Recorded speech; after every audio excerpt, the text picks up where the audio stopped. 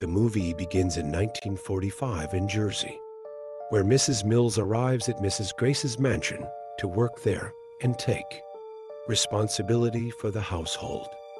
Grace introduces her to Tuttle, the gardener, and Lydia, who is mute and will handle cleaning duties. Grace explains the house rules. Movement requires locking each door behind them. And due to the war, there's no electricity. She emphasizes that before meeting the children, all curtains must be closed, and they must remain closed in the children's presence. Grace then wakes her children, Anne and Nicholas, introducing them to their new nanny. Mills, she explains the children's severe sensitivity to light, which could cause dangerous allergic reactions, suffocation, or even death. There is no cure.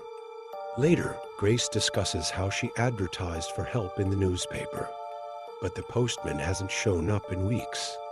She questions Mills about how she came to work there, and Mills reveals she had worked at the house before and always wanted to return.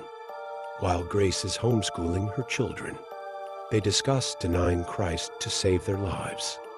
Referencing Roman history, the children suggest they could deny Christ publicly but still believe in Him secretly. Grace strongly opposes this, warning it would lead to eternal damnation. She eventually separates them into different rooms for studying. Grace hears a child crying and rushes to Nicholas, but finds him quietly studying. She goes to Anne, who insists she saw a boy named Victor crying, and explains that Victor hates the house, but stays there because his father, a pianist, works there. Grace checks the room but finds no one. She blames Lydia and Mills for leaving a door open at night and tells Nicholas that Victor opened the curtains. Nicholas, scared, uses a blanket to shield himself and tries to confront Victor, but ends up screaming when she feels someone touch her face. Grace rushes in and comforts her. She orders Anne to pray and read the Bible, which seems to please the local priest who hasn't visited in a while, likely due to the thick fog surrounding the area. Grace hears footsteps upstairs and assumes it's Lydia when she checks. She finds Lydia and Mills outside, but the noises persist. She enters the storage room and hears whispers but finds no one, and claims the others, Victor and his family, are running around the house, insisting it belongs to them, and shows Grace a drawing of the people she sees, including an old woman she claims to have seen 14 times. Grace finds an album of photographs of the house's previous residents. She discovers the pictures are of dead people, taken to preserve their spirits. Mills explains this was a common practice. Grace, horrified, burns the photos. Mills shares her story of managing the house years ago, when there were 15 servants. Over time, most left due to the war, and eventually, only Tuttle and Lydia remained.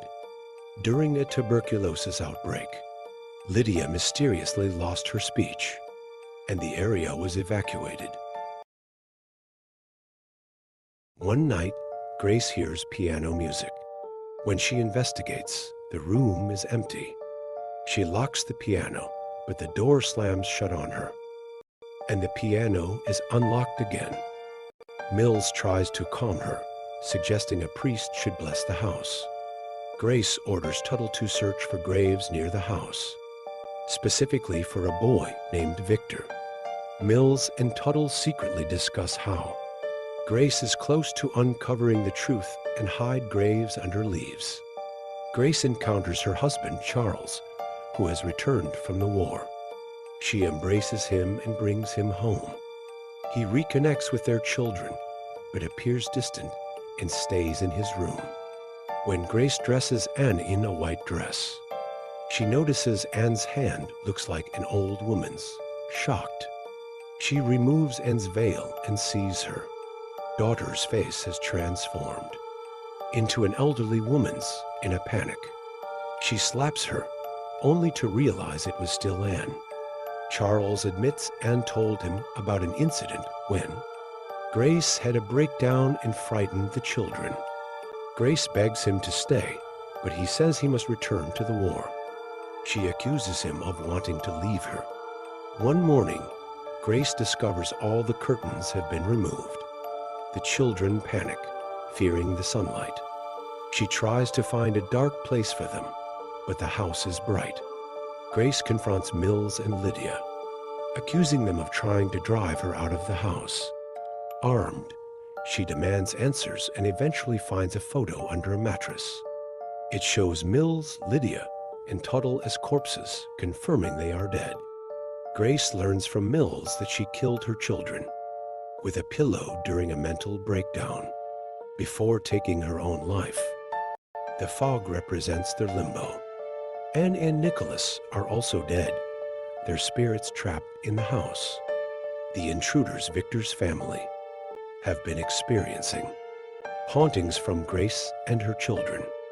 Victor's family decides to leave, terrified of the supernatural occurrences.